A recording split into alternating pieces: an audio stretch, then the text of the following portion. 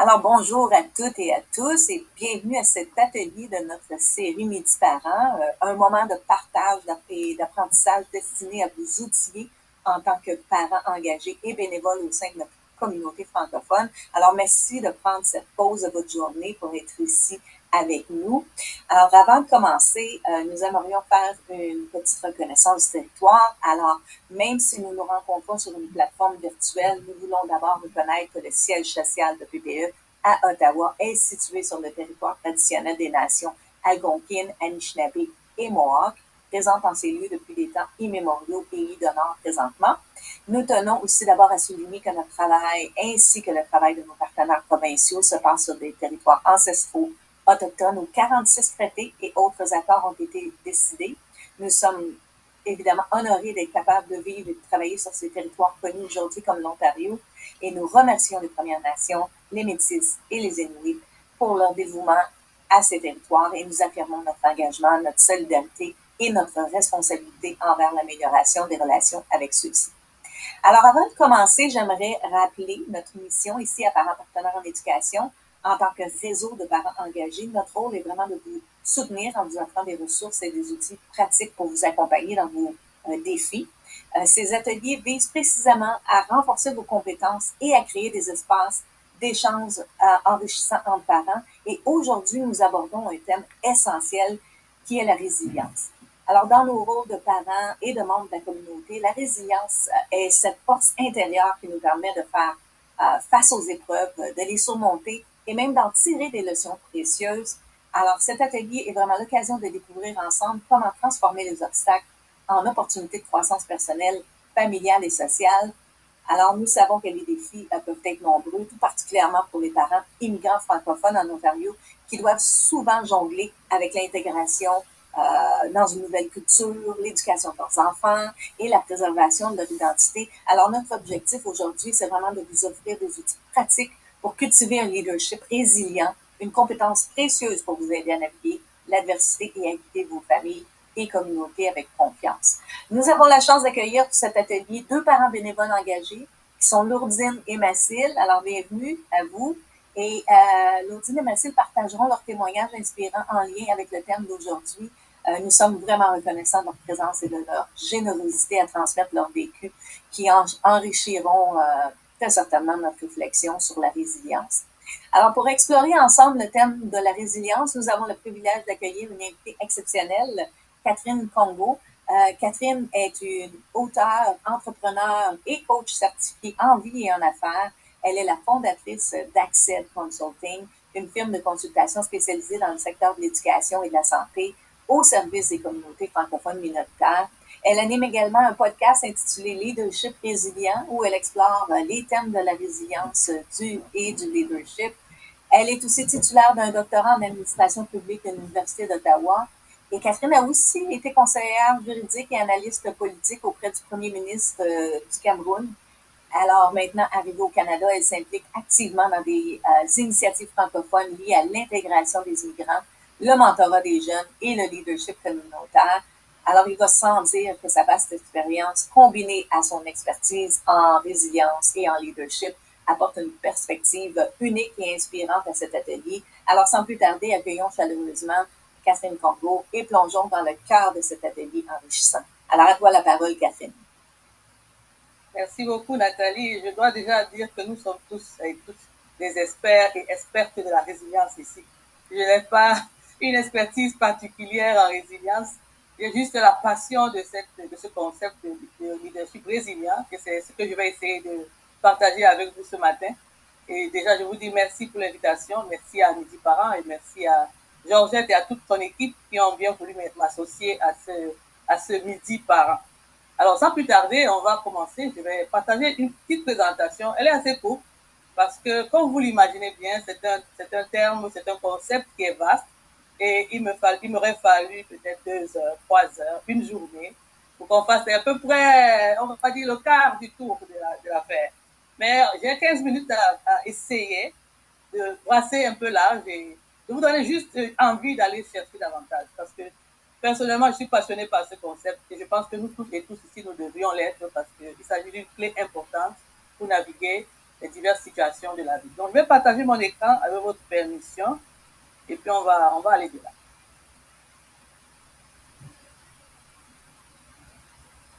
Je ne sais pas si ça se voit. C'est bon? OK, parfait. Alors, la question qui m'est posée, c'est de répondre, la tâche qui m'est confiée, c'est de répondre à la question de comment mener une vie résiliente face à l'adversité. Et pour essayer d'y répondre, on va commencer à guise d'introduction de définir quelques notions. Déjà, qu'est-ce que c'est que la résilience? Qu'est-ce que c'est que l'adversité? Qu'est-ce que c'est que le leadership de la résilience? Faut-il vaincre l'adversité ou l'apprivoiser? Comment développer la résilience? Voilà quelques questions que je mets sur la table, peut-être qui vont nourrir nos échanges après. Alors, je vous présente là quelques définitions du terme de résilience. On en a plusieurs parce que ce concept intervient dans plusieurs aspects. On le voit quand on parle de matériaux, quand on parle de métallurgie, quand on parle même d'organismes vivants, des végétaux. On le voit aussi pour les êtres humains. Mais ici, on va essayer de brasser un peu quelques définitions, comme vous les voyez affichées, dont la résilience renvoie à la capacité à surmonter ou à s'adapter facilement à l'adversité. La résilience désigne également la capacité d'un matériau à reprendre sa forme initiale après avoir subi des contraintes ou des chocs répétés.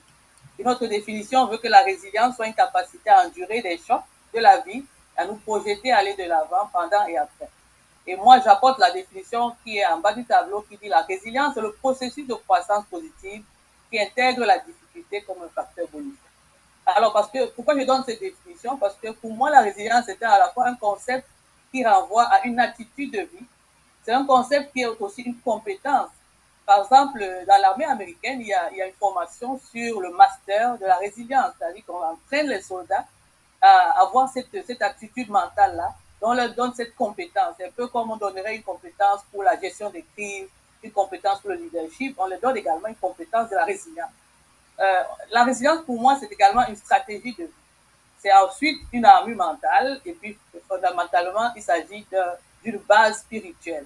Pour moi, ça recoupe vraiment assez large tous ces aspects-là. Évidemment, on va parler dans tous ces aspects aujourd'hui parce que, comme j'ai dit, on n'a que peu de temps.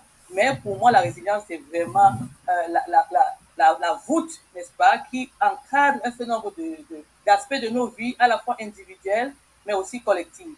Donc, une fois qu'on a essayé de camper ce décor avec la définition, et comme vous pouvez le constater, lorsqu'on parle de résilience, le mot qui est juste à côté, juste en face, c'est l'adversité, c'est le défi, c'est l'épreuve, c'est toutes sortes de choses qui arrivent, qui viennent en porte-à-faux avec la paix, avec la tranquillité, avec la sérénité. Donc, la résilience ne peut pas se comprendre sans qu'il y ait à côté un choc, sans qu'il y ait à côté une difficulté ou un défi. Donc, ça part déjà dans une sorte de dualité qu'il faut déjà avoir en tête de manière permanente pendant cet atelier-là. Alors, pourquoi est-ce qu'on s'intéresse à la résilience et pourquoi est-ce que ça devient un concept, on va dire, un peu à la mode? Et aujourd'hui, on parle de plus en plus de leadership résilient. Si vous êtes familier du leadership, vous savez que le leadership, c'est une théorie qui date et qui embrasse pratiquement, il y a tellement toutes sortes de leadership là dehors, maintenant il y a le leadership de la résilience. Alors, pourquoi est-ce qu'on s'intéresse à ça? Les causes profondes, c'est qu'on a constaté une diminution de la résilience de plus en plus croissante chez les jeunes, mais également chez les adultes. Il y a un auteur américain qui a écrit un livre en anglais que j'ai traduit là, qui s'appelle iGen. Pourquoi les enfants, les jeunes aujourd'hui sont super connectés, sont-ils moins rebelles, plus tolérants, moins heureux et surtout pas du tout préparés à l'âge adulte? Pourquoi est-ce qu'on observe ce genre de phénomène alors qu'en réalité la génération Z ou la génération X, ce sont des générations qui ont en fait tout ce qui sont à portée de la main, tout et tout, mais on observe un effet contraire, ce qui a moins de résilience en eux. Alors cet auteur-là évoque, et même d'autres auteurs aussi, évoque quelques causes, notamment le temps important que ces jeunes passent sur les écrans, les appareils électroniques, leurs tablettes, leurs téléphones, etc. La trop grande, l'hyper-exposition au virtuel, qui entraîne des conséquences assez graves, par exemple la déformation de l'image de soi-même, la perte de conscience de la réalité, c'est-à-dire qu'on vit dans une espèce de rêve permanemment. Il y a l'anxiété aussi qui arrive, la dépression, et puis malheureusement, il y a une baisse drastique de l'estime de soi-même. Et enfin, il y a les conséquences comme l'impatience, le découragement. Et pour les adultes aussi, ça fait aussi effet sur les adultes parce qu'il y a des adultes qui passent le temps aussi dans les distractions, qui sont attirés par la vie supposée, je dis bien supposée, des influenceurs et des influenceuses, ce qu'on perçoit à travers les réseaux sociaux, leurs comptes, etc. Mais ce n'est pas toujours leur vraie vie, mais on est fasciné parfois par ce que ces personnes présentent ou projettent. Donc, cela vraiment, c'est des choses qui diminuent la résilience, selon ce que beaucoup d'auteurs ont constaté. Et puisqu'on parle de parents ici aujourd'hui, pour les parents également, imaginons un tableau où à la fois les jeunes ont une baisse drastique de résilience et les parents aussi ont une baisse drastique de résilience. On se demande qu'est-ce que ça peut donner. Et les parents qui sont dans ce genre de situation et même d'autres ont tendance à surprotéger les enfants et ça donne ce qu'on appelle souvent l'effet Cobra. Savez-vous ce que c'est que l'effet Cobra? C'est-à-dire que c'est le fait de prendre une mesure ou de poser un acte et d'obtenir l'effet inverse de ce qu'on attendait. C'est-à-dire que le Cobra, ça vient d'une histoire qui s'est passée en Inde il y a très longtemps où les colons britanniques avaient pris des mesures pour récompenser toutes les personnes qui allaient apporter les cadavres de Cobra qu'ils allaient capturer. Alors, qu'est-ce qui s'est passé? Les gens étaient très astucieux. Ils ont trouvé que, bon, écoute, si on nous paye pour les cadavres de Cobra, autant élever les Cobras chez nous. Et alors, on les amenait tout simplement. On recevait de l'argent. À la fin de la journée, lorsque le colon se rend compte que la mesure ne marche pas, les Cobras étaient tous, les Cobras élevés dans les maisons étaient relâchés dans la nature. Donc, on appelle ça l'effet Cobra depuis ce temps-là. Donc, en fait, pour dire ceci, parce que loin de nous l'idée de banaliser cette conférence, cet atelier, parce que on parle de choses vraiment sérieuses. Quand on parle de résilience, il y a l'adversité. On sait que quand on parle de résilience aussi, il y a des doutes, il y a des angoisses, il y a toutes sortes de choses. Alors, ce matin-là, moi, j'apporte une lecture différente. Parce que je sais que la plupart du temps, quand on parle de résilience, on parle d'apprivoiser, par exemple, l'adversité. On parle d'en faire, peut-être, de tirer des leçons de vie. On parle de dire, bon, ok, ça nous donne une opportunité de croissance. Ce que j'apporte aujourd'hui, c'est un plus. J'apporte une nouvelle perspective sur l'adversité. Moi, je veux vous inviter à changer radicalement le regard sur l'adversité, à l'apprécier sous le prisme de la résilience. Cela veut dire quoi? Cela veut dire premièrement que l'adversité, c'est une fournaise, c'est un tourment de raffinement. Un peu comme on prendrait de l'or dans les tréfonds de la boue et qu'on mettrait dans un four pour lui enlever toutes les aspérités, tout ce qui est négatif. L'adversité fait ce travail en nous, de nous dépouiller, n'est-ce pas, de nos aspérités. Donc pour moi, l'adversité il faut avoir une autre lecture. Parce que parfois, tout ce qu'on considère comme épreuve, agression, obstacles, parfois, il faut regarder et on voit que ce sont plutôt des bénédictions. Alors, il y a Confucius qui a dit que la plus grande gloire n'est pas de ne jamais tomber, mais de se relever à chaque chute.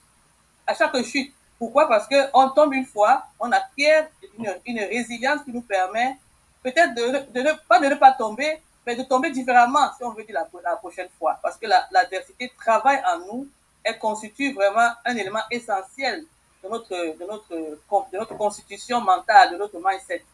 L'adversité également, pour moi, c'est l'impulsion des vents contraires. Lorsque je préparais cet atelier, et d'ailleurs quand j'en parlais récemment à une autre conférence, je pensais aux avions, quand j'ai appris que les avions, ils prennent leur envol dans le sens contraire du vent, et non dans le sens du vent. Ils prennent le vol dans le sens contraire parce qu'ils ont besoin de puissance pour s'envoler, pour défier la gravité. Alors, en tant qu'être humain, je pense qu'il y a des moments cruciaux comme ça dans nos vies où on fera face à une grande adversité, mais c'est parce que ce sont des moments déterminants de la vie qui nous propulsent à une autre dimension. Donc, il faut regarder l'adversité là comme un vent qui nous propulse. Et c'est pourquoi Oprah Winfrey disait à juste titre que les grands moments de notre vie se produisent généralement après les grands moments de défi. C'est-à-dire quand un grand moment de défi arrive, pour moi maintenant, je commence à danser parce que je sais que derrière ou pendant ce moment de défi, il y a quelque chose d'extraordinaire qui est en train de se produire et qui va m'amener à une autre dimension.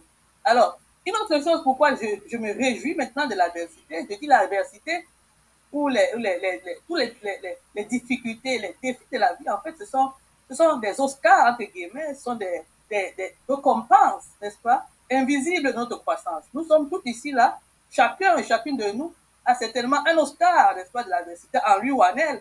Mais personne ne le voit, mais c'est en nous, nous le savons. Nous marchons avec. Nous sommes fiers de ça parce que quand on se couche dans notre lit le soir, on regarde à ces choses qui sont passées il y a 2 ans, 3 ans, eh bien, on est tellement content que ça a eu lieu. Moi, je suis chrétienne et parfois je dis merci à mon Dieu pour les prières qu'il n'a pas exaucées. Je dis merci, parce que si tu avais exaucé cette prière-là, oh, je ne sais pas où je serais aujourd'hui. Alors, je ne sais pas, je suis sûre que vous avez parfois ces moments où vous regardez en arrière, vous dites, eh bien, tiens, si j'avais pu avoir ce job-là que je convoitais, eh bien, je ne sais pas où je serais aujourd'hui.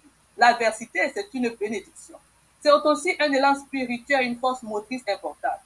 Moi, j'ai lu avec beaucoup de passion la biographie d'une artiste peintre mexicaine. Elle s'appelle Frida Kahlo. Elle a souffert d'abord de poliomyélite quand elle était enfant. Ensuite, elle était handicapée. Ensuite, elle a subi tellement d'accidents. Mais je vous assure, c'est extraordinaire de comprendre comment une telle personne a pu toujours trouver la force de continuer à vivre et d'aimer la vie. Alors, qu'est-ce qu'elle dit? Elle dit, les pieds, à quoi me servent-ils si j'ai des ailes pour voler? Frida Kahlo a fait tellement de beaux tableaux, de belles peintures.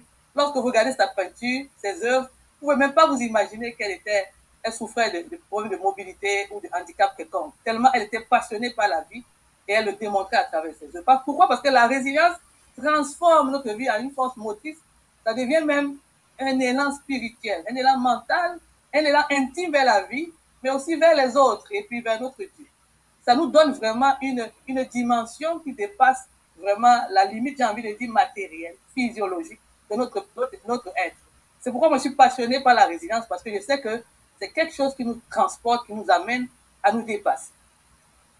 Alors, lorsqu'on est parent immigrant, francophone au Canada, anglophone comme moi je suis maman de 2 enfants et je suis parent immigrant francophone, même si je suis plutôt bilingue, parce que je préfère que dire bilingue, mais francophone aussi, ça me sied, puisque j'écris en français et je converse du travail en français.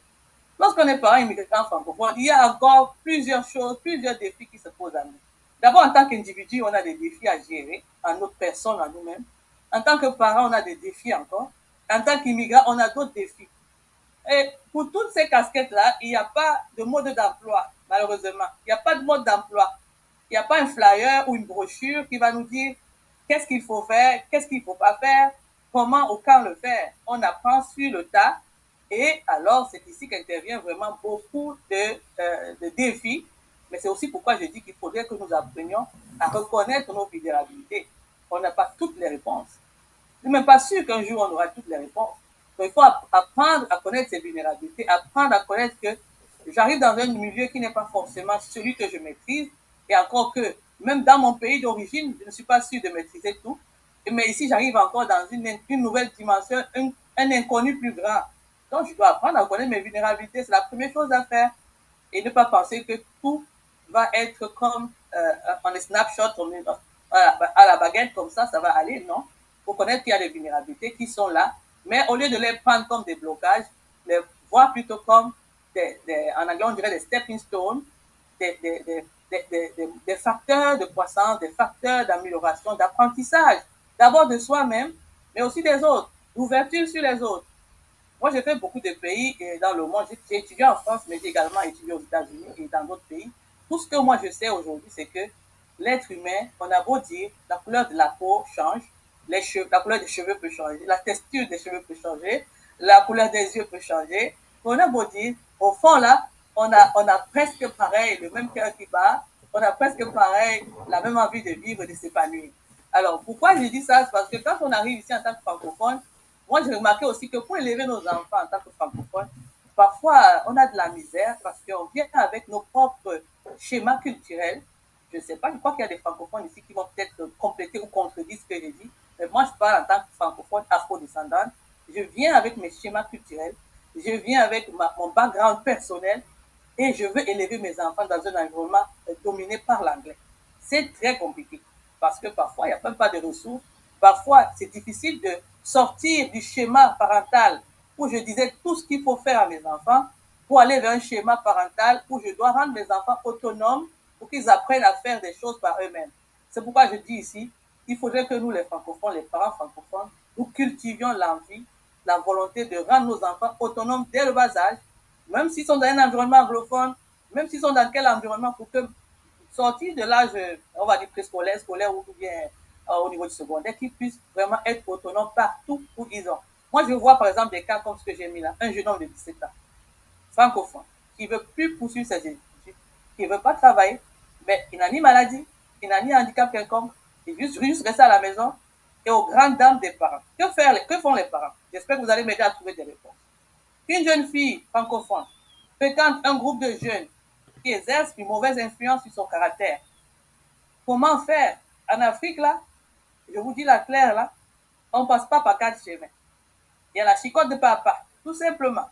Mais ici, ce n'est pas possible. Que fait la maman, que fait le papa devant une telle situation? Aidez-moi à répondre. Alors, j'ai mis également un exemple ici qui est l'histoire de Helen Keller. Et je vous invite à regarder, pour ceux qui ne l'ont pas encore fait, le film qui a été fait sur sa vie qui s'appelle Miracle in Alabama. C'est disponible, je crois, sur YouTube désormais. Helen Keller avait une relation très particulière avec ses parents. Helen Keller est née aveugle et sourde. Aujourd'hui, elle est une grande, elle est décédée déjà, elle est philanthrope. Elle a une fondation qui porte son nom. Elle est distinguée, elle a fait des études extraordinaires. Mais au départ, dans son enfance, elle avait une relation, ses parents étaient très surprotecteurs vis-à-vis d'elle et l'empêchaient pratiquement d'apprendre ou de sortir de cette bulle où le handicap l'avait plongée. Il a fallu la présence d'une éducatrice formidable qui s'appelle Anne Sullivan, qui a pris vraiment sur elle par amour, par affection pour Hélène, de lui enseigner le langage des signes avec beaucoup de patience. Et finalement, Hélène a appris à écrire et à s'exprimer, à communiquer grâce à cette éducatrice-là. Moralité pour nous, les parents francophones, eh bien, ce n'est pas toujours en choyant nos enfants, ce n'est pas toujours en les surprotégeant qu'on arrive à sortir le meilleur d'eux. Il faudrait arriver à les rendre autonomes, même si ça doit passer par une petite... on doit se faire un peu violence parfois pour essayer de leur donner le meilleur d'eux-mêmes, pour qu'ils sortent le meilleur d'eux-mêmes en fait. Il y a un auteur, un philosophe anglais qui a dit, de toutes les façons, nous enseignons de bons principes à nos enfants, mais que cela nous plaise ou non, dit M. Smith, nos enfants se gouverneront eux-mêmes. Donc, plutôt, il faut mieux commencer plus tôt à leur apprendre à s'auto-gouverner qu'attendre qu'ils soient plus âgés pour le faire. Et un autre point que je souligne ici, c'est que nous devons aussi comprendre que lorsqu'on est immigrant, lorsqu'on arrive dans une nouvelle cité, et même quand on est dans nos pays d'origine, il n'y a pas moyen d'avoir une situation où il y a zéro stress totalement, ou zéro mal, zéro doute, zéro anxiété. Il y a toujours quelque chose qu'on ne pourra pas éviter qui va arriver. Donc, autant se préparer à faire face à ces temps de stress, d'épreuves et de tensions, et autant préparer aussi nos enfants à le faire. Le plus tôt qu'ils apprendront, le mieux ce sera. Lorsqu'un enfant vient nous voir, par exemple, pour nous demander de l'aide avec ses devoirs, je ne pense pas que c'est à nous de faire ses devoirs à sa place. Peut-être l'aider à comprendre le principe de l'exercice, mais d'aller lui demander de faire son exercice lui-même. Sinon, on ne lui rend pas service, tout simplement. Mais je vois beaucoup de parents qui le font. Je le dis là parce que ça paraît banal, mais ça commence par des petites choses. Des petites choses où il nous faudrait apprendre à nos enfants à prendre des responsabilités. J'insiste là-dessus parce que je sais que moi, je lève mes enfants un peu dans les deux domaines culturels, anglophones et francophones, mais je vois que le domaine anglophone est plus avancé sur la prise d'autonomie des enfants par rapport aux francophones. Et nous aussi en Afrique, on vient avec notre charge culturelle qui demande qu'on couvre les enfants. Pourtant, on ne devrait pas les couvrir. Nous sommes en Amérique du Nord. Ces enfants-là, ils sont dans un environnement où ils vont être appelés à être autonomes tôt ou tard. Alors, nous devons donner à nos enfants toutes ces clés-là, mais moi, je dis qu'avant et surtout, il faudrait leur donner un héritage spirituel, parce que c'est en fait, c'est ça le soubassement, le fondement important. Je ne parle pas de religion, je parle de spirituel, parce qu'il faudrait qu'ils sachent qu'est-ce qui fait sens dans leur vie, qu'est-ce qui fait sens dans leur vie. Lorsqu'un enfant sait ce qui fait sens dans sa vie, je pense qu'il aligne sa conduite, il aligne ses choix, il aligne ses décisions par rapport à ce qui fait sens. Donnons à nos enfants le sens de la vie. Eleanor Roosevelt a dit, vous devez accepter ce que vous avez fait de vous-même et tout ce que cela implique, et ensuite vous devez recommencer. Nous recommençons avec nos enfants, mais prenons la peine d'abord de diagnostiquer nous-mêmes nos vécus pour pouvoir passer à nos enfants quelque chose qui est vraiment, qui fait sens pour eux, qu'ils vont pouvoir questionner et puis qu'ils vont pouvoir utiliser pour avancer. Alors, je vais m'arrêter d'abord là et puis je vais passer la parole à Lourdine pour prendre son témoignage, si tu permets, Lourdine, et puis après, ce sera au tour de M. Massile. Et après, je vais revenir pour donner quelques clés avant de conclure. Merci. Merci, Catherine. Donc, moi, ce que je veux partager avec vous, déjà, ça va être deux défis et puis deux réussites de défis que j'ai surmontés et puis une petite leçon tirée de mes expériences face à la résilience et enfin, une petite anecdote. Donc, pour commencer, concernant les défis, en tant qu'immigrant, quand je suis arrivée au Canada, j'étais seule et puis j'avais les enfants. Donc, c'était par rapport à mon installation, mon intégration ici. Je ne savais même pas où aller pour trouver des informations. Et aussi, en même temps, étant seule, je devais comme être une bonne mère, comme voir mes enfants grandir et s'épanouir. Donc, face à cela, je vais partager mes réussites. Donc, premièrement, c'était plus face à l'emploi. Je devais aller travailler, mes enfants étaient en bas âge. Premièrement, je ne pouvais pas trouver de garderie comme ça là. Et puis, quand je devais aller travailler, ce qu'on me proposait comme emploi, c'est comme, déjà, on ne reconnaissait pas mes compétences venant d'Haïti. Je devais comme accepter n'importe quel emploi, n'importe quel horaire. C'est comme des emplois vraiment à faible revenu, des horaires instables que je ne pouvais pas planifier ma journée comme avec un horaire fixe. Si je devais aller travailler 2 jours, je savais que mes enfants vont aller à la garderie et après je pouvais comme ramasser mes enfants. Il n'y avait pas ça. C'est comme samedi, dimanche, et journée, soirée, nuit. C'est comme vraiment, je me sentais comme dépassée avec tout ce que je devais faire, gérer. Et puis, c'est comme, je sentais que j'avais pas assez de temps pour faire tout ce que je devais faire en tant que personne, en tant que mère. Donc, ce que moi, j'ai décidé de faire face à ces défis, je me suis dit, OK, je dois retourner aux études. Donc, je me suis inscrite à l'Université d'Ottawa dans le programme de service social. Donc, je suis allée pour un baccalauréat. J'ai fait le baccalauréat tout en gérant mes enfants. Donc, j'étais seule, j'avais pas de famille. J'étais vraiment, vraiment seule. Donc, durant mon programme d'études, j'ai aussi pris des cours qui pouvaient m'aider avec mes enfants, comme la psychologie, le développement. C'est comme, dans mon baccalauréat, j'ai pris une mineure de psychologie. Donc, pour être vraiment capable de gérer et ma vie et mes enfants. Donc, quand j'ai terminé mon baccalauréat, je me suis dit, ah, OK, donc après le baccalauréat, pour avoir une maîtrise, c'est juste 1 an. Donc, ça va m'ouvrir plus de possibilités pour trouver un bon emploi, pour être plus stable au Canada. Donc, c'est ce que j'ai fait. Je suis retournée, j'ai pris la maîtrise. C'était pas facile, c'était vraiment difficile. Au point où, durant la pandémie, j'avais mes 3 enfants à la maison, je devais aider. Chacun était dans un coin pour suivre ses cours à l'école. Moi aussi, j'avais mes cours. Donc, c'est comme, j'arrivais à un moment, je me suis demandé, qu'est-ce que je vais faire? Est-ce que je continue d'appuyer mes enfants, je laisse tomber mes études? Mais face à la résilience, c'est comme je prenais au jour le jour, qu'est-ce que je pouvais faire? Et je me suis dit, comme je vivais avec beaucoup d'espoir, comme me fixer des objectifs, et je me suis dit que ça va aller mieux. Donc, finalement, j'ai eu ma maîtrise et effectivement, après mes études, je suis plus capable de choisir entre les emplois. Je choisis les horaires qui me vont en ce moment et puis ça va bien. Et l'autre réussite, c'est par rapport à mes enfants. Quand j'étais seule, je me suis questionnée pour dire comment je voulais m'investir dans la vie de mes enfants. Et aussi, qu'est-ce que mes enfants ont besoin pour se sentir bien en vivant pleinement leur enfance. Parce que c'est comme je ne voulais pas qu'ils ratent. Parce que je suis seule, parce que je suis nouvelle au Canada, je ne voulais pas qu'ils ratent vraiment cette étape de leur vie. Donc, pour moi, ce que j'ai mis en place, c'est les valeurs que j'ai reçues dans ma famille. Comme ils étaient 3 à la maison, je les préparais comme comment ils doivent se comporter en société. Et ça a commencé depuis la maison, comme les chicanes entre eux, comment il faut gérer ça. Si vous pouvez gérer ça, ne m'appelez pas. Il faut dire merci, il faut respecter l'autre. Quand l'aîné parle, ça dépend avec logique, il faut écouter l'aîné. Parce que c'est le plus grand, il faut l'écouter. C'est comme vraiment là. Et puis, je me suis dit aussi, donc, il y a les valeurs du Canada et puis il y a les valeurs de mon pays. Donc, je me suis vraiment basée sur la prière, aller à l'église. C'était fondamental pour moi. en dépit des valeurs, tous les dimanches, je devais comme, pour moi, c'est important.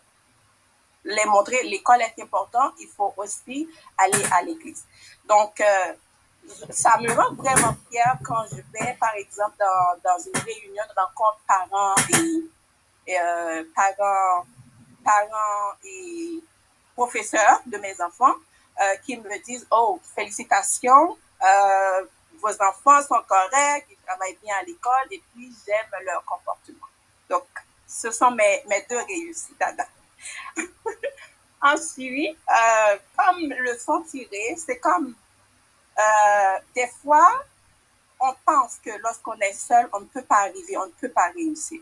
C'est toujours bien d'avoir du support, mais en même temps,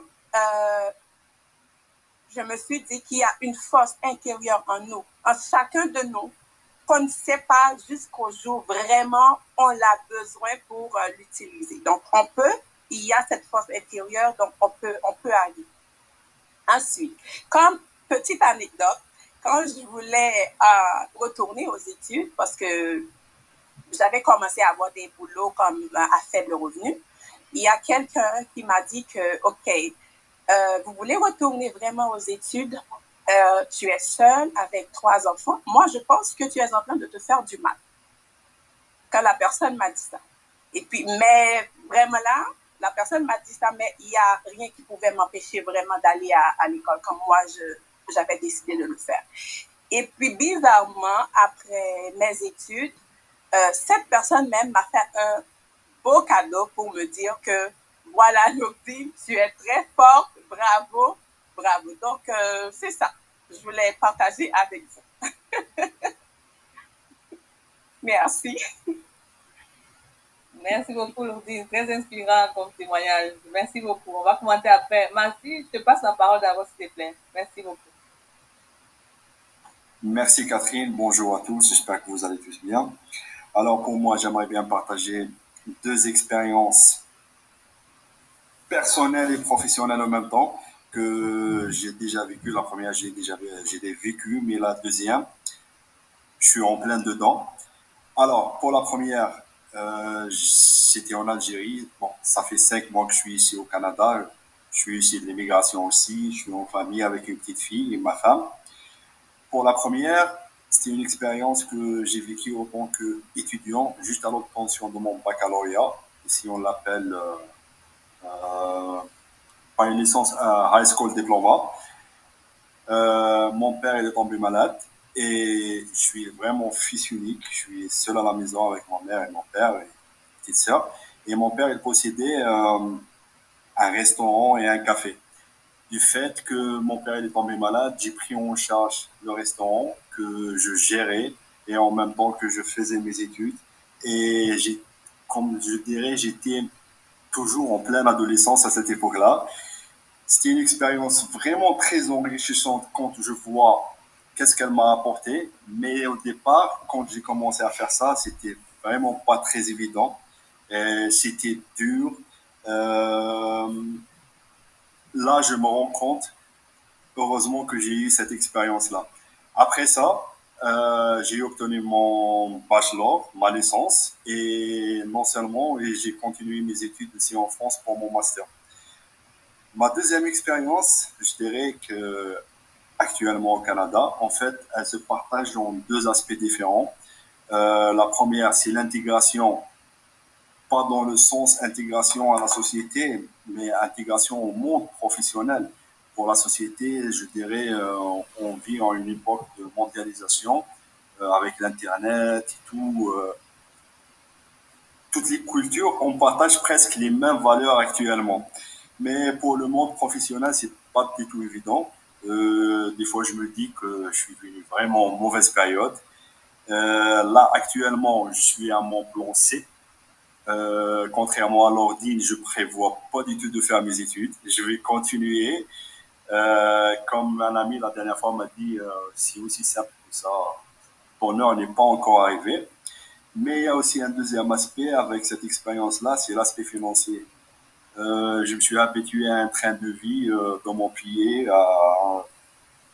d'où je suis venu, qui est vraiment différent de là.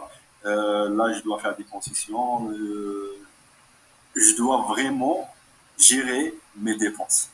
J'aimerais bien partager la réussite de cette épreuve-là une prochaine fois. Et je dirais que ça va y aller. Ça va y aller. Très, très bien. Merci beaucoup, Mathilde. Merci beaucoup pour ce partage aussi inspirant. Moi, j'aime ça, les histoires qui s'écrivent à plusieurs mains. Donc, je pense que nous sommes en train, malgré nous, d'écrire ton histoire avec toi, là, et ça me fait du bien de savoir qu'un jour, on va nous réinviter ici pour que tu nous partages, cette fois-là, la fin du processus, right? Et j'aimerais bien voir comment ça, les étincelles dans tes yeux et que tout est allé bien. Parce que je suis sûre que ça va aller, parce que, Je, comme je, pour l'outil, oui, tu dis?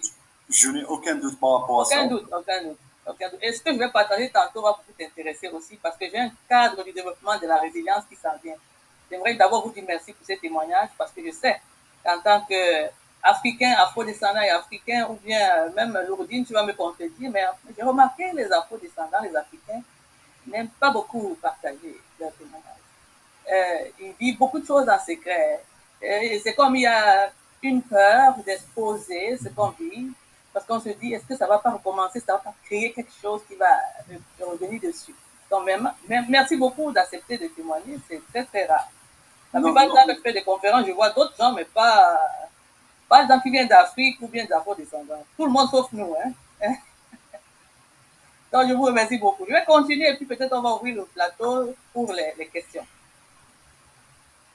Alors, finissons-en avec la présentation qui n'est plus très longue, je vous rassure tout de suite, elle n'est plus longue, il n'y a que 2 ou 3 slides. Voilà le cadre de développement de la résilience. C'est un outil que je suis encore en train de travailler, donc soyez indulgents avec moi parce que je le conçois au fur et à mesure et puis j'adapte avec mes lectures, avec tout ce que j'apprends. Alors, j'ai entendu prévention, j'ai entendu préparation des 2 témoignages que nous avons écoutés. Je vous avoue que je ne les ai pas écoutés avant, donc ça tombe bien que nous allons dans le même sens. Il y a une prévention qui, pour moi, est quelque chose de général. Ça fait partie, comme disait Lourdine, de l'éducation qu'on donne aux enfants, de notre propre éducation, parce qu'il y a une sorte de... Il y a un vécu que nous avons dès l'enfance nous-mêmes. Nous devons aller questionner les dysfonctionnements inconscients en nous. Nous devons aller chercher, faire une sorte d'introspection, parce qu'on n'éduque pas les enfants en l'air, on les éduque par rapport à ce que nous-mêmes nous sommes. Donc, ça prend d'abord de se connaître soi-même. Sa femme, elle a dit une fondation spirituelle, elle est allée à l'église, elle a voulu garder ce canevas-là, c'est très important. Je ne demande pas à tout le monde d'aller à l'église, allez là où vous allez, mais cette fondation spirituelle est très importante dans ce monde aujourd'hui. Moi, je suis désolée parce qu'il y a des coachs qui évitent ce côté-là, mais moi, je dis que c'est le fondement même de la personnalité. Je ne parle pas de religion, encore une fois, je parle de spiritualité. Il y a une éducation, il y a le développement personnel, j'ai entendu ça chez Lodi, j'ai entendu chez Massile aussi. Même si Massile dit qu'il ne va pas retourner aux études, mais quelque part, il sait qu'il est en train de performer son développement personnel à travers déjà son expérience d'avoir géré une entreprise familiale. Il continuera à se former, même si ce n'est pas officiellement une formation académique, c'est une formation de la vie. Et ça, c'est encouragé, c'est partie de la préparation générale à la résilience. Parce que la résilience n'arrive pas just all of a sudden, just par hasard. Ça ne tombe pas du ciel. On crée les conditions pour qu'elle se manifeste. Et ça part d'une prévention générale. Et ensuite, il y a la préparation. J'ai aussi aimé quand tu as dit, Mathilde, que tu es en plein dedans. Et tu vois, je dis ici, il y a un choc précis qui vient sur nous au niveau de la préparation. Et un peu comme on est dans l'avion, on traverse une zone de turbulence et le pilote nous dit, brace for impact. Ça veut dire, préparez-vous pour l'impact. Préparez-vous parce que là, mentalement, il faut se préparer. Et peut-être même physiquement, il faut mettre peut-être un masque à oxygène. Donc, lorsque tu es en plein dans la fournaise, en plein dans la tempête ou dans l'épreuve, il y a une préparation mentale à avoir. Il faut s'armer mentalement parce que le choc, il est là. Tu ne vas pas l'éviter, il est là. Alors, qu'est-ce qu'il faut faire? Éviter la panique.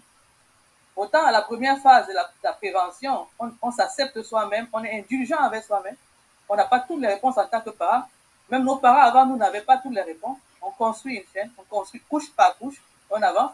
Autant à cette phase-ci, il faut éviter la panique. Et chacun de nous aussi a ses propres stratégies personnelles aussi de préparation lorsqu'on est en plein dans le choc ou dans l'épreuve. Et ensuite, maintenant, on arrive maintenant dans la turbulence elle-même, il y a maintenant ce qu'on appelle l'attitude responsive. Et moi, je dis toujours, il faut lâcher prise. il faut lâcher prise parce qu'il y a des situations où vous n'avez pas le contrôle. Vous avez beau faire tout ce qu'il faut faire, tout ce qui est souhaitable à faire, vous avez beau faire tout, ça peut prendre des finances, vous avez tout fait, mais les finances n'arrivent pas. Qu'est-ce qu'il faut faire? Lâcher prise. Ayez la foi, le destin, appelez ça comme vous voulez, l'univers, Dieu. Ayez la foi. Parce qu'on ne peut pas parler de résilience sans parler de foi. Parce que la foi, pour moi, c'est ce facteur-là qui nous fait traverser les dimensions. On quitte la dimension physique pour arriver à une dimension vraiment surnaturelle. Parce que, Mathilde, écoute, moi j'ai créé mon entreprise en pleine pandémie, en plein confinement pandémique. Je dois dire que j'avais aucune idée de ce que je faisais, Mathilde. Je te dis aucune idée. Et comme quelqu'un a dit à Lourdes, moi quelqu'un m'a dit, mais tu perds la tête. Tu as un PhD, va appliquer au gouvernement. J'ai dit, moi je me sens plutôt dans le business. J'ai déjà servi mon pays d'origine, le Cameroun, pendant 10 ans. Je crois qu'il est temps que je fasse un peu de l'argent aussi. Hein? J'ai lancé mon entreprise en pleine pandémie. On pouvait pas, en plein confinement, on ne pouvait pas sortir, on ne pouvait voir personne, on ne pouvait rien faire. On était dans la maison avec les chats, les chiens et tout le monde est là. J'ai juste allé en ligne avec mes $250 qui me restaient dans le compte parce que je ne savais pas. Et c'est pour te donner du courage là. J'ai enregistré mon entreprise et elle est là aujourd'hui.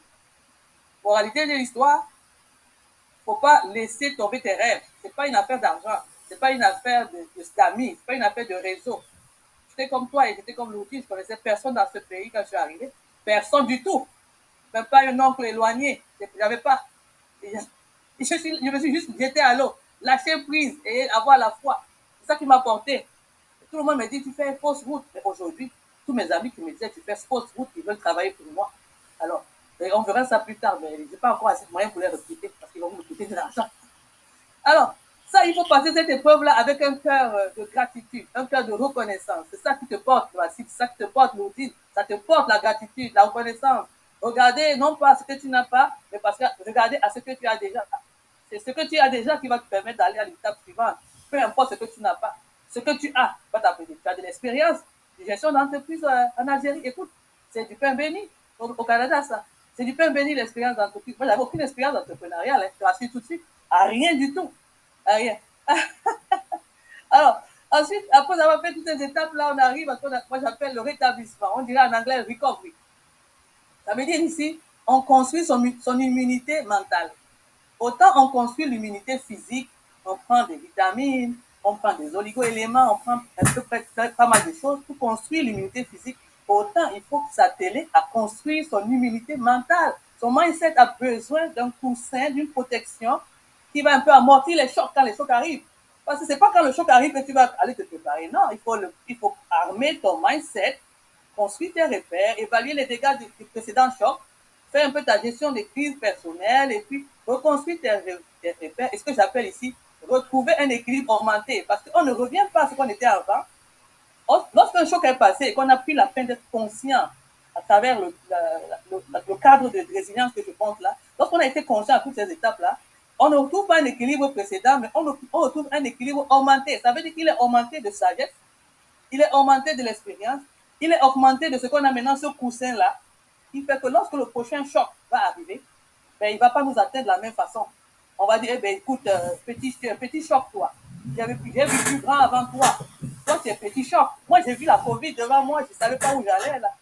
Maintenant, si une petite grippe arrive, là, eh non, écoute, j'ai vu la Covid avant toi, donc toi, petite grippe, tu peux te casser. Tu ne me fais pas peur, parce que j'ai déjà construit mon immunité mentale. Et ensuite, maintenant, on arrive à l'étape 5, qui est l'étape de l'apprentissage.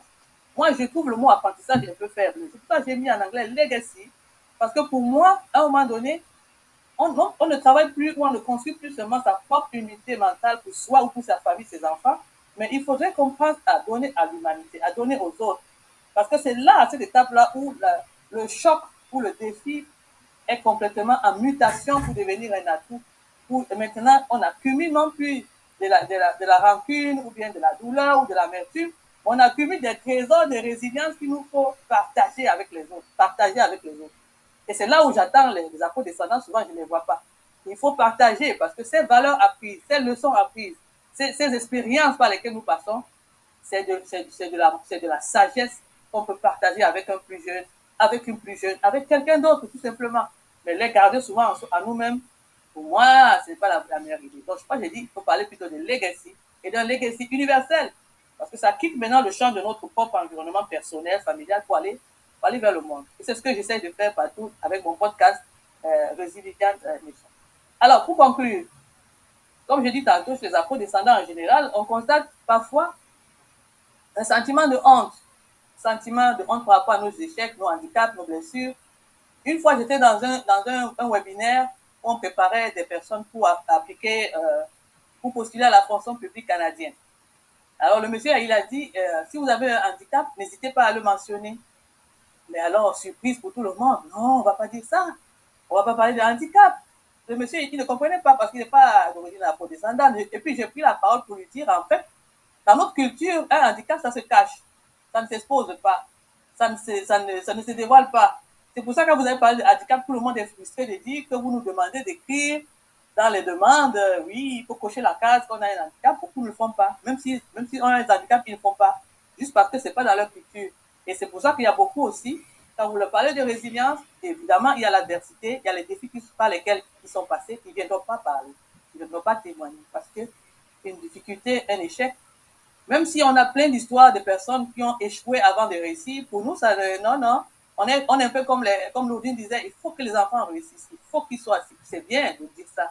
Mais n'oublions pas aussi qu'on a plein d'exemples de personnes, de personnalités qui ont d'abord échoué quand ils étaient jeunes et après ils ont réussi. C'est pas qu'ils avaient planifié d'échouer, c'est juste leur histoire qui est comme ça. Nous, on encourage nos enfants à réussir, mais soyons aussi indulgents. Il y a peut-être une autre voie pour eux. Parce que si on est trop rigoureux, on les fait dévier de leur trajectoire, de destinée. C'est ça l'affaire. Et parce que quand on parle du concept de résilience, c'est dans toutes les cultures, hein. C'est dans toutes les cultures pratiquement. Moi, je regarde au Cameroun, par exemple, nous avons un concept qui s'appelle le Hemley. Le Hemley, c'est techniquement la résilience, parce que c'est un concept philosophique qui renvoie à une foi agissante qui transcende l'adversité. On le voit surtout dans le sport. Vous avez vu que j'ai beaucoup de slides avec des images sportives, parce que vraiment, c'est la résilience aussi, ça se mesure dans le sport. Lorsque vous parlez avec un coureur de fond, quelqu'un qui a fait un marathon, s'il y en a ici, ils savent de quoi je parle. Moi, j'ai essayé une fois, mais je me suis arrêté à 10 000 km. J'espère aller plus loin la prochaine fois. À un moment donné, la fatigue est telle que vous ne sentez plus votre corps, vous ne sentez plus vos jambes. Vous courez juste parce que le corps vous porte. Parce que vous avez traversé un niveau où vous pouvez sentir encore la douleur ou la fatigue. C'est un peu ça le Hemley. Ça veut dire que le Hemley, ça vous donne un courage et une foi qui vous fait affronter même plus grand que vous. C'est un peu l'histoire de David et Goliath ici, le Hemley. C'est ça la résilience en fait. Ça peut être que Massile il dit, oh les finances, non Massile, les finances, écoute, tu l'as dit de cette terre. Tu as le Hemley, tu as la résilience et tu vas affronter ça. Tu vas affronter ça mon frère, tu vas l'affronter. Et chez les Japonais, il y a ce qu'on appelle le kintsugi. Le kintsugi, c'est un art c'est l'art de la résilience aussi. C'est l'art, voilà, vous avez vu un beau coco qui est ficelé. Il y a des brisures, mais il y a également de l'or sur les brisures. C'est-à-dire de colmater tout ce qui est brèche, tout ce qui est fragment en nous, avec de l'or, avec de l'argent, avec la platine, d'embellir, n'est-ce pas, toutes ces cicatrices-là. Même si elles peuvent être des poches de vulnérabilité potentielle, mais ne les méprisons pas, ne les dédaignons pas. Reconnaissons qu'elles sont là, mais qu'elles nous embellissent. Elles font de nous de plus belles personnes. Si on n'avait pas eu ces fêlures, ces fragments, ces vulnérabilités, nous ne serons pas ce que nous sommes aujourd'hui. J'ai remarqué que la plupart des personnes qui ont vécu des choses atroces dans leur vie ont une grande humanité, une grande patience, une grande affabilité. C'est justement parce qu'ils ont été moulés, brisés à leur niveau, qu'en retour, ils deviennent plus humbles. Ils choisissent les batailles. Ils ne sont pas dans tous les combats. Ils choisissent avec vraiment beaucoup de minutie les batailles. Et j'aime ça. J'aime beaucoup voir ça. Alors moi, je vous invite à lire aussi le poème d'une grande dame qui s'appelait Maya Angelou. J'aime beaucoup Maya Angelou parce qu'elle écrit des poèmes fabuleux. Elle dit « Still arise ». Encore, je me lèverai, je traduis en français. Vous pouvez me dénigrer dans l'histoire avec vos mensonges amers et tordus. Vous pouvez me piétiner comme de la boue, mais toujours, comme la poussière, je me lèverai. Still arise. C'est un mot de Maya Angelou qui va me permettre de conclure en rendant un hommage appuyé à cette charmante dame qui est à l'écran là, Madame Rebecca Cheptegei. C'était une coureuse marathonienne de l'Ouganda qui a été tuée par son mari, brûlée vive par son mari devant ses enfants. Et comme j'aime le sport, je vous l'ai dit tantôt, j'aime apprécier tout ce qui est sportif, mais je veux aussi reconnaître qu'il y a des situations de violence qui sont inadmissibles et nous ne devons pas rester silencieux face à ça en disant que nous faisons de la résilience. Non, il y a des situations de violence, des situations de trauma pour lesquels nous sommes appelés toutes et toutes ici à dire non, plus jamais ça, et nous prenons action, nous nous engageons contre ça. Merci beaucoup et c'était un plaisir d'avoir eu à partager ce temps avec vous. Maintenant, on va peut-être aller à un temps de questions-réponses, si vous permettez.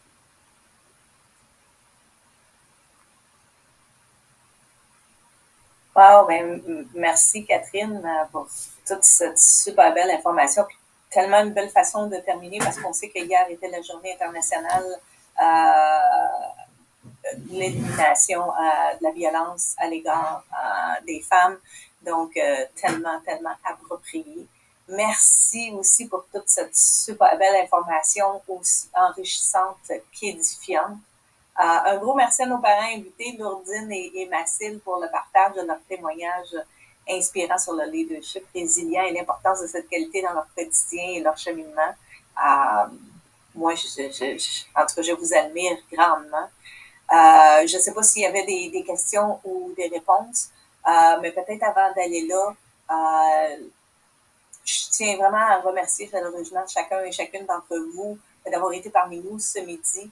Avant de nous quitter, je vous invite à compléter le formulaire d'évaluation afin de nous partager vos précieux commentaires qui nous permettront de continuer d'améliorer nos ateliers et répondre à vos besoins. Vous trouverez le lien à celui-ci dans le clavardoir ou au bas de votre écran si vous nous écoutez en rattrapage à partir de notre chaîne YouTube. Alors, la résilience, comme nous l'avons vu, c'est pas seulement une capacité à surmonter les obstacles, mais c'est une vraie opportunité de se renforcer, de faire face aux défis avec confiance.